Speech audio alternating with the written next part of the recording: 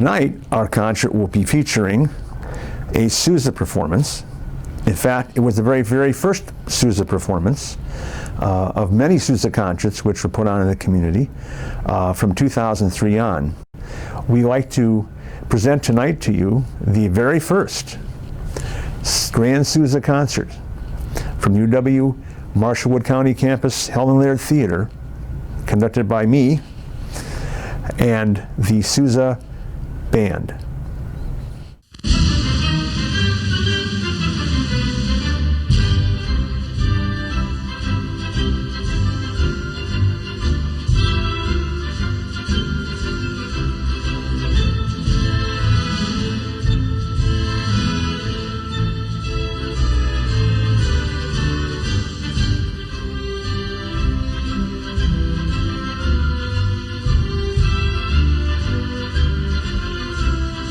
I grew up with a lot of music in my house, and being Czech, my father played a lot of polka music on a record player and a lot of thumping kind of music, and I liked history a lot as a kid, still love history, and it kind of related to each other, and I just loved the sound of a march. My brother was older than I am. He became a band director. He was in a band, and I became a band member when I grew up too, in high school, through the school year. Played in the city band back home. And so I just really had a love of Sousa and a love of march music. It's very positive music, very inspiring music, and I found a lot of inspiration in that kind of music. And it's things I've been collecting through the years. Some of them are kind of rather new books. I've got a Sousa biography, Marching Along, Sousa American Phenomenon. I had the pleasure and fortune to speak with Paul Beerley, the author, who is recognized as the foremost Sousa authority today. And I had a conversation in about 15 minutes with him on the telephone about Sousa and about his books. And he runs Integrity Press, and he's his own publisher and answering machine. So I was able to talk to him, and this was quite a fortunate thing I could do that. Program books from the Sousa Band concerts, and many of the books I have in the case here are books I own in terms of books on Sousa, his compositions, his life. The phonographs and the music box are from Four Seasons Antiques. And they very graciously allowed us to put these in the case tonight so that we could take a look at those old machines. There's a few Edison cylinders. The Sousa Band did a lot of recording. Sousa himself, in the beginning, did not believe much in recording, so he only recorded 7 recording sessions with the Sousa Band in about 40 years' time. Other people, such as Arthur Pryor and Herbert L. Clark, wound up conducting the recording sessions for the Sousa Band, and they recorded, I believe, on the Victor label and a few others. And you can see we have a really old gramophone in there, an old cylinder machine over here, because before there were records, there were cylinders. And up in the top here, we have a very, very old and still beautifully working music box, reminding us that a lot of people had to make their own music before radio, before television. And they made their own music at home with a piano in the parlor, with music boxes. They also got to listen to music by going to live band concerts, which is what Sousa was all about. So I think Sousa hit his peak and hit the history at exactly the right time and was exactly in the right place.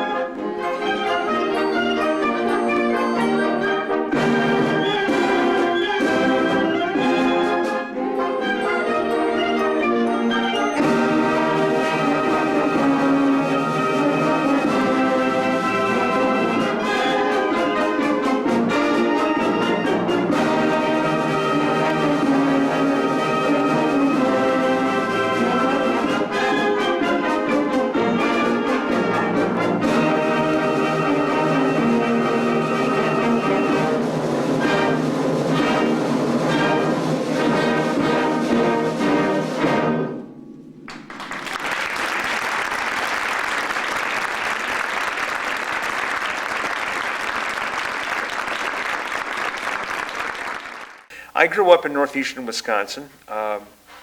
My father on my father's side were all Czechoslovakian, Czech. So there's a lot of bohemian music over there, brass bands. Every wedding you had, the wedding dance had a polka band at it. And I heard this music, over and over again with the bass, and everything. And if you push a march far enough, it becomes a polka. And if you push a polka far enough, it becomes a march. Sometimes you can't tell the difference. So I guess I grew up in that kind of environment.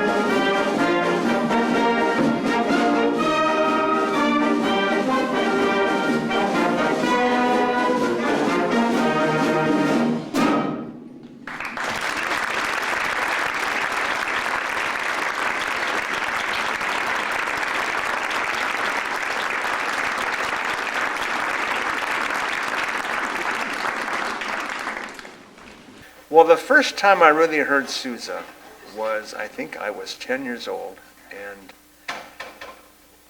my father always got paid every other Friday where he worked in Two Rivers, Wisconsin. So we would go every other Friday to the big city of Manitowoc and go shopping. My mother would buy groceries. We'd go to a big department store, and this store had records in it. Okay, 33 1/3 vinyl records. That was the big thing in those days. That and the 45s. You remember those?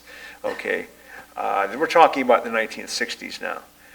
And all you could get then, of course, was basically 33 1/3 albums, vinyl albums.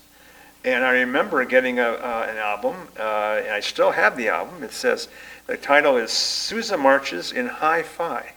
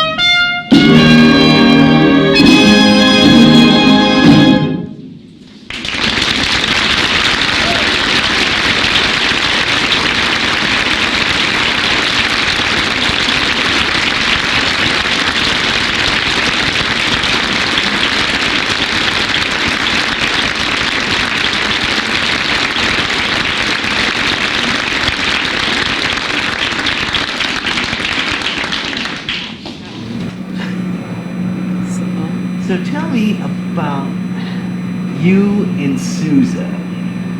Okay, well, Who's the first love? Who's the first love in the family? Is it, are you Bob's first love or Sousa? oh, I'm sure it's me, but Sousa takes a close second. So, yeah, we both enjoy music. As I said, I'm also a musician, so it's something that we share. He enjoys the particular music of that era in America and that era in American history as well. So it's kind of his specialty, and yeah, he enjoys it a lot and knows a lot about it and likes studying it.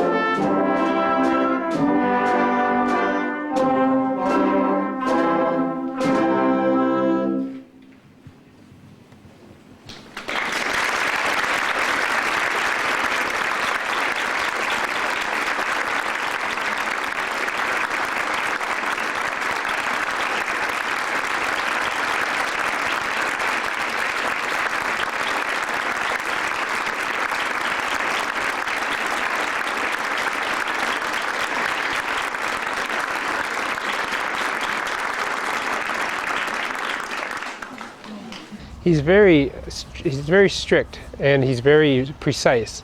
And one of his he likes to have things like I said, very precise in terms of intonation, in terms of meter or timing or beat, the rhythm.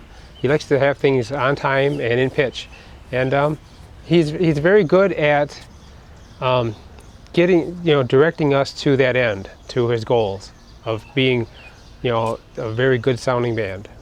So, and you have to, as a band leader, you actually have to be strict, and tell people what they need to do differently to make it sound better.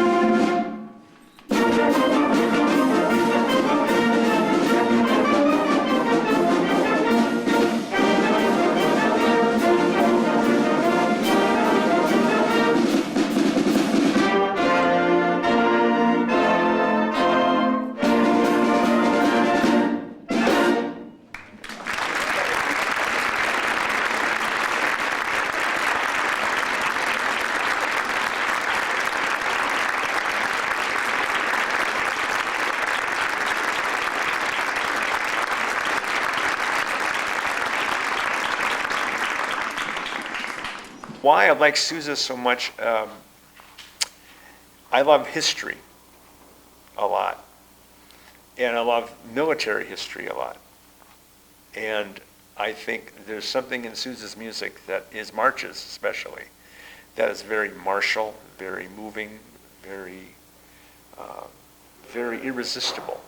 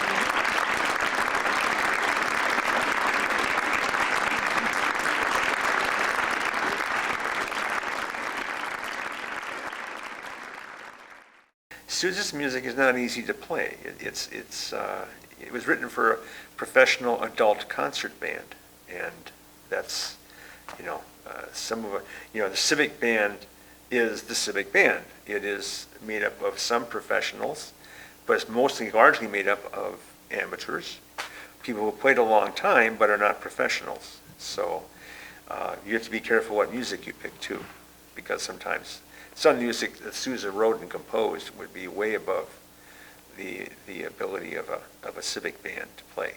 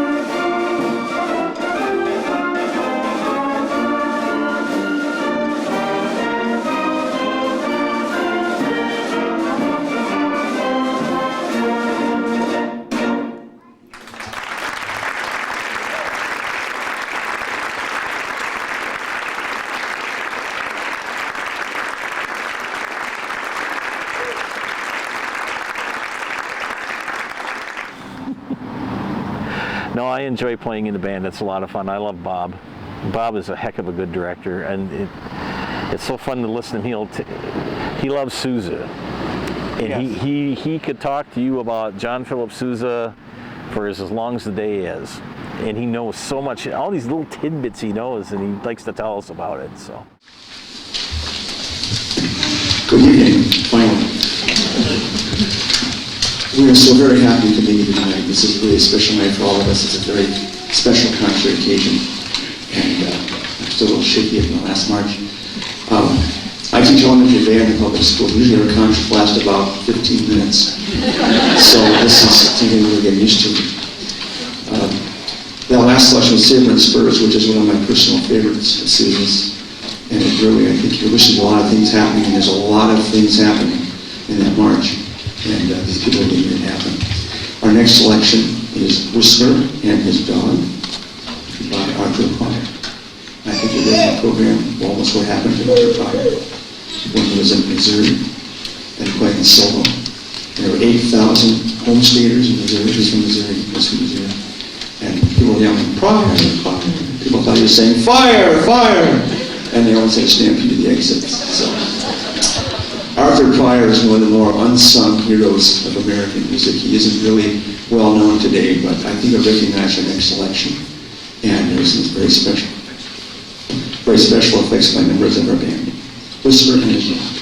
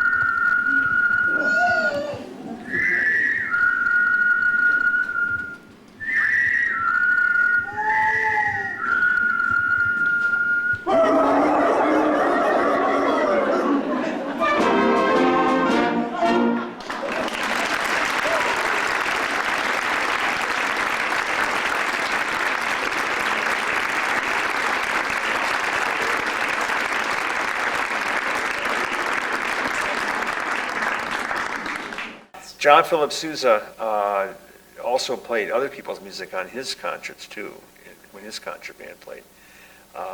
He made sure, of course, that he used his marches as encores.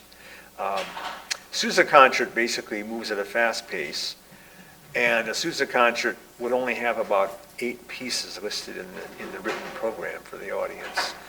But he would throw in his marches as encores between the listed pieces, you see. Sometimes as many as 2 marches between 2 pieces.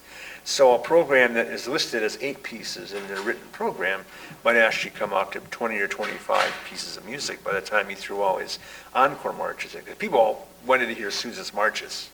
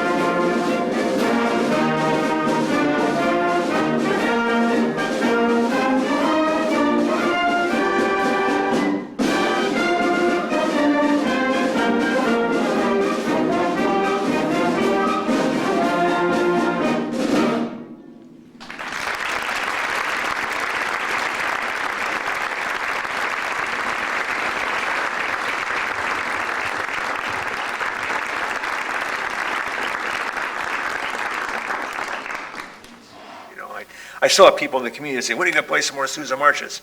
They want to hear Sousa marches. But of course, Sousa was far more than a march composer. And I try to program music that shows him in a different light, other than just, oompa, oompa all the time. But, because he was much more than that. But the Sousa format is basically a listed piece, a Sousa march for an encore. Listed piece, 2 Sousa marches for an encore. as someone once said, Sousa used to dole out his marches like candy between the serious pieces that the audience had to sit there and listen to.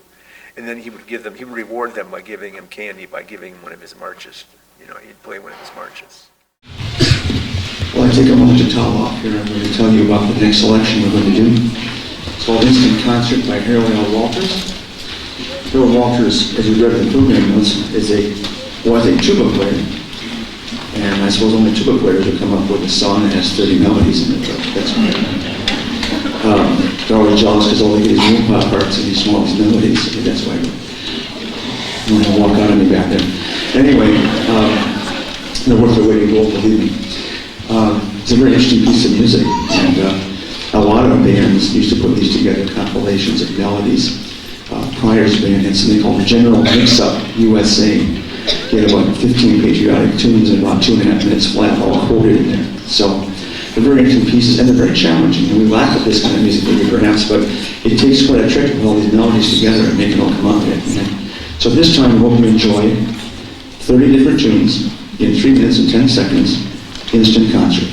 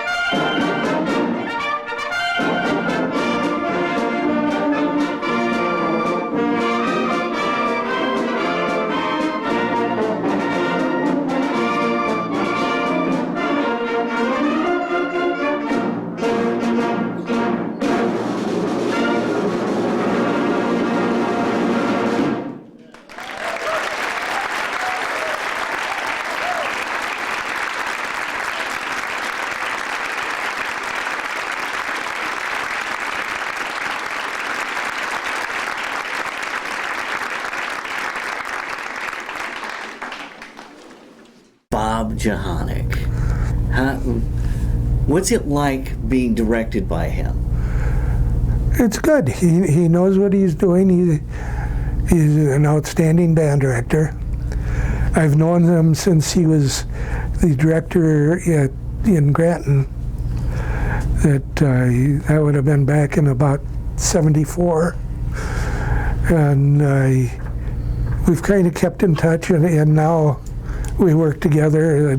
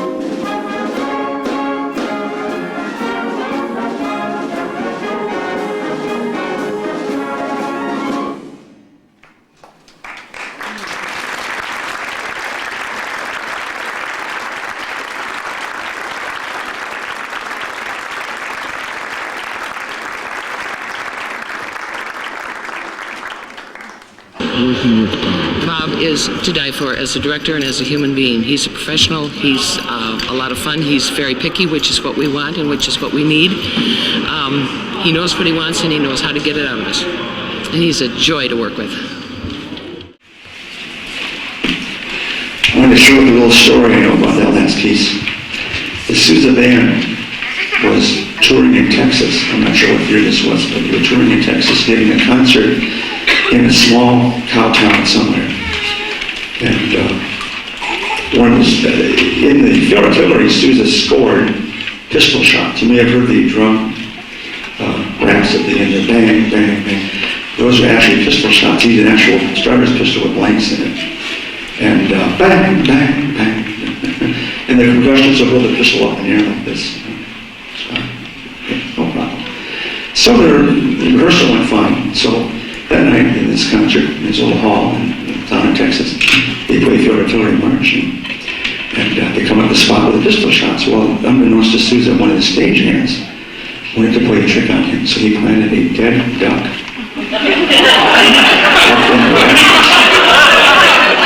with some feathers thrown in for good measure.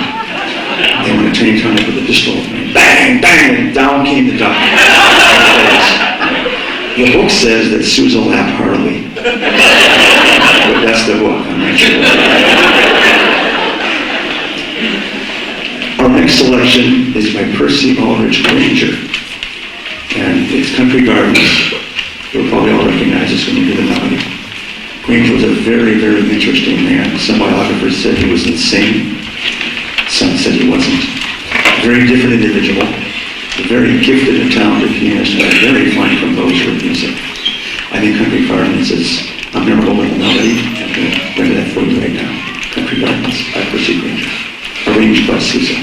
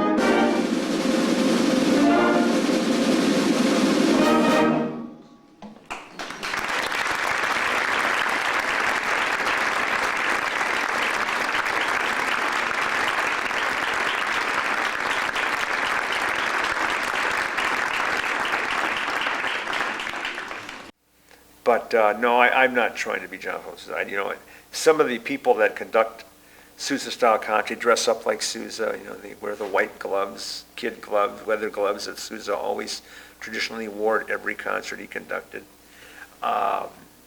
He was an immaculate figure when he conducted his band, white trousers and everything else. And I don't dress up like that. I don't try to dress up like that. But I do enjoy his music.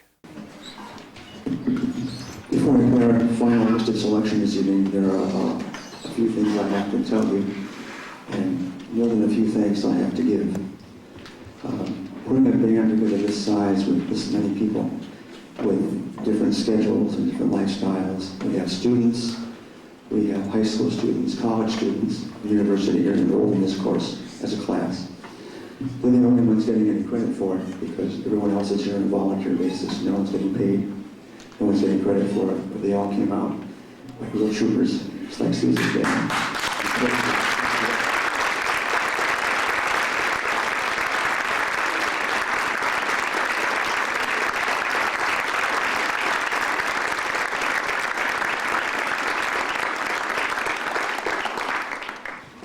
The band got bigger this year, and I think that's really a good sign. We would hope to do this kind of thing every year if that's possible. We're not sure yet, but this is our second Sousa concert, and things get better all along. I need to thank a few people. The people in the back of your program are already thanked, but I want to review that quickly. Greg Greenfleisch is just a tower of support here. He does everything. If I wanted something, he can get it. And we work really, really super together. So Greg, thank you so much for all your help over there. Yes.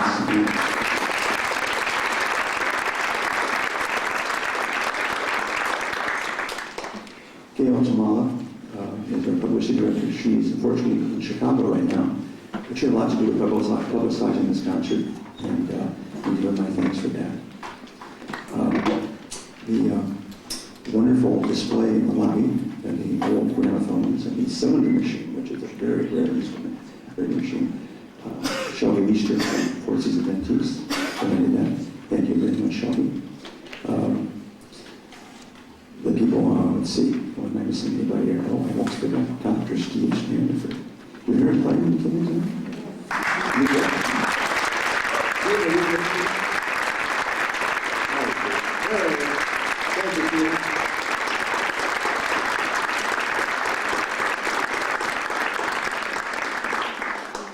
It's wonderful you come out and share talents with us.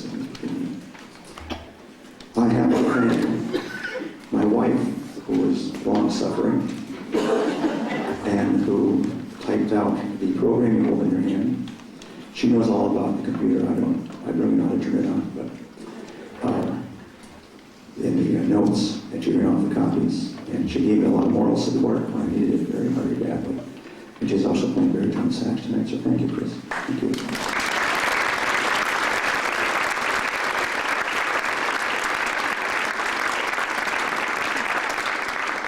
And over here, in the return engagement from last year, we have the encore card people.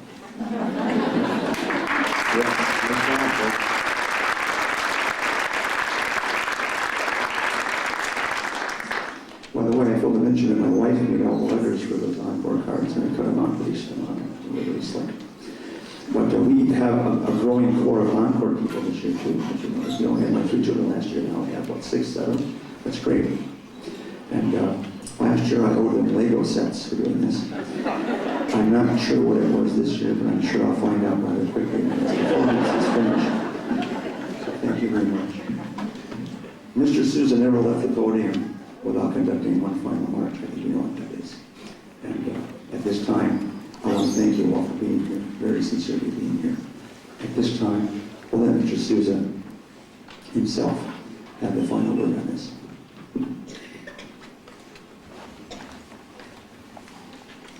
Thank you, Mr. Taylor. This is John Phillip Sousa, and I'm very glad to be here with my band, representing my own country, America, on this international program. When the Bonn Bakers asked me to transcribe my voice and my band for this unique occasion, I was greatly honored because I realized, as Mr. Taylor has said, that some of the finest bands in the world have been engaged to play for you. I hope, however, that you will enjoy hearing me again as much as I always enjoy playing for you. I've been asked to begin with a march that is an old favorite of mine. Maybe you will recognize it.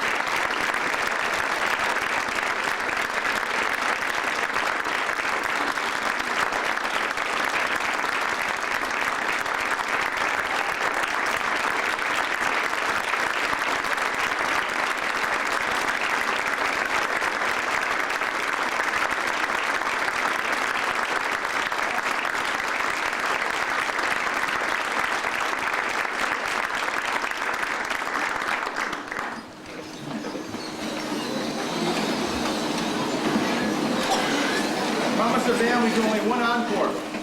The lips are about to take a walk on them, I think. That's all right, we'll do it.